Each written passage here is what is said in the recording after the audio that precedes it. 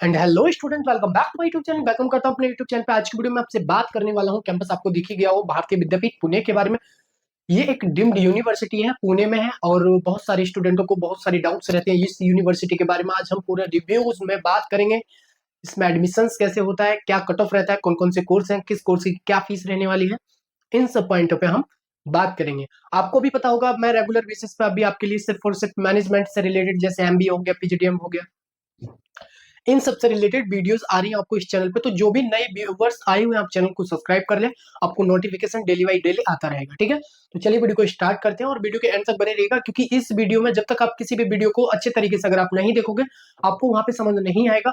और भाई, और आप कंफ्यूज ही होते रहोगे। भाई, ग्रेजुएशन पास आउट करके स्टूडेंट कंफ्यूज ही होता रहता है। आपको रियलिटी बताऊं, सच बात तो यही है। ठीक है, आप किसी भी एक चैनल को पकड़ लो भाई, सच बता रहा हूँ एकदम मैं आपको। और लास्ट में बहुत मोस्ट और इम्पोर्टेंट एक बात कहूंगा, उसको आप पूरा सुन के जाइएगा। ठीक है, चलिए सबसे पहले वीडियो स्टार्ट करते हैं। लोकेशन की आप मैं बात करूं तो आप देख सकते हैं कि लोकेशन अभी, जैसे कि मैं बताया था कि महाराष्ट्र पुणे में आपका है। ठीक है, भारतीय विद्यापीठ पुणे, जिसको बीबीपी के नाम से भी जाना जाता है। स्टैब्लिश्ड ईयर की हम बात करें तो लगभग पूरी मतलब डीम्ड यूनिवर्सिटी जो इसको मतलब डीम्ड यूनिवर्सिटी अपने आप में जो हुई थी 1996। वैसे स्टैब्लिश तो बहुत पुरानी है भाई, देख सकते हैं आप।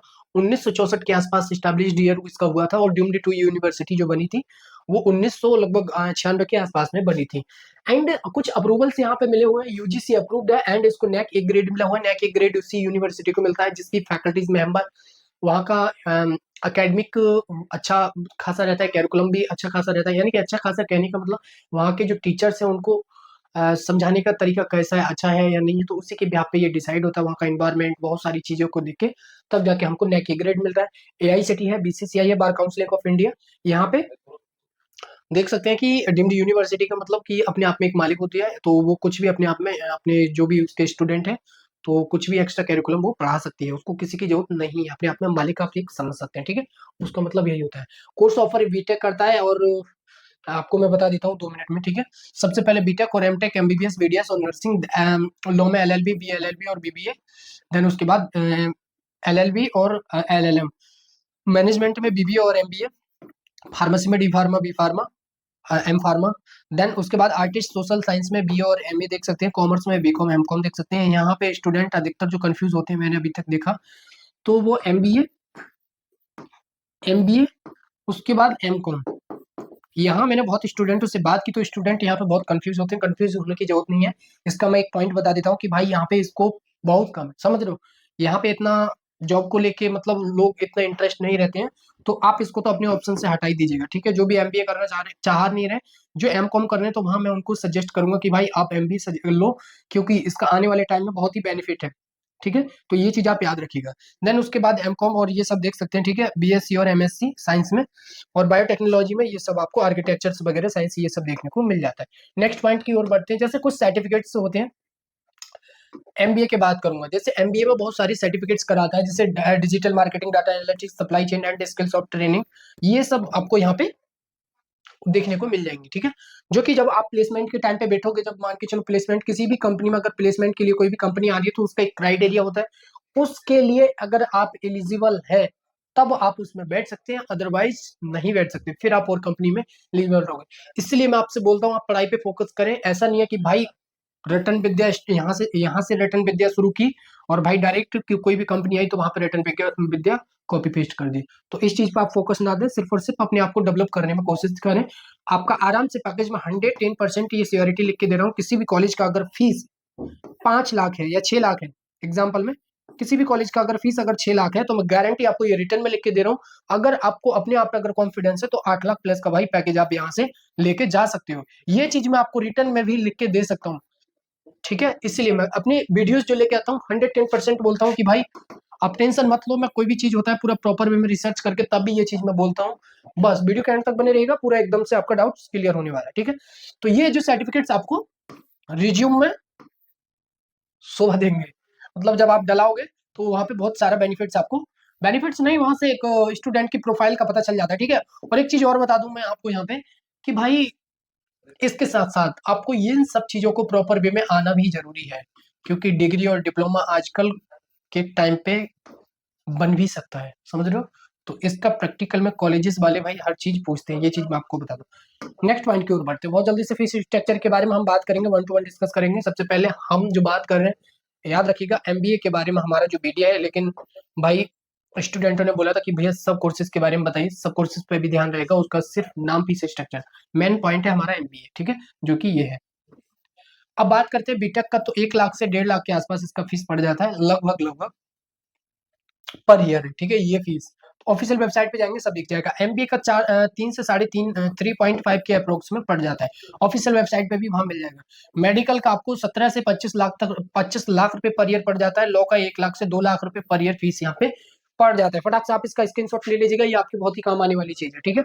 नेक्स्ट पॉइंट की ओर बढ़ते हैं, प्लेसमेंट रिकॉर्ड के बारे में बात करेंगे। भाई जब किसी भी कॉलेज या यूनिवर्सिटी में आप जा रहे हो तो भाई हर स्टूडेंट का एक ही कंसर्न रहता है कि भैया प्लेसमेंट, तो प्लेसमेंट मैं आपको यहाँ बताने वाला हूँ। सबसे पहले आप देख सकते हैं, पहले एक बार आप इस पे निगाह मार लीजिएगा।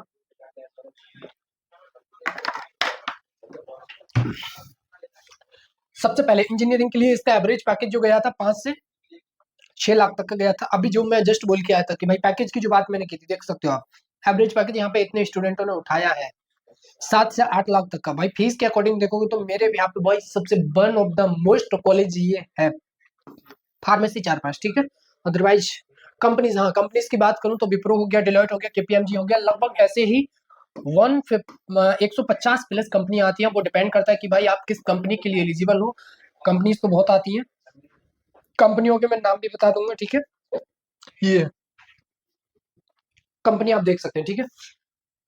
अब मेन चीज बची कि भैया इस कॉलेजेस में एडमिशन के लिए क्या क्या क्राइटेरिया होना भी जरूरी है, तो मैं आपको यहाँ पे क्राइटेरिया बता दे रहा हूँ कि क्राइटेरिया के लिए नोट डाउन कर लें। सबसे पहले 10th + 2 + 3 आपका ग्रेजुएट, मतलब 10th क्लास में 12th में, उसमें जो भी जनरल कैटेगरी वाले स्टूडेंट हैं तो उसका मिनिमम कम से कम जो मार्क्स होना चाहिए 50% होना चाहिए। देन अगर अदर कास्ट से हैं आप, SC ST से, तो उसके लिए 45 भी चल जाएगा, नो इशू, ठीक है।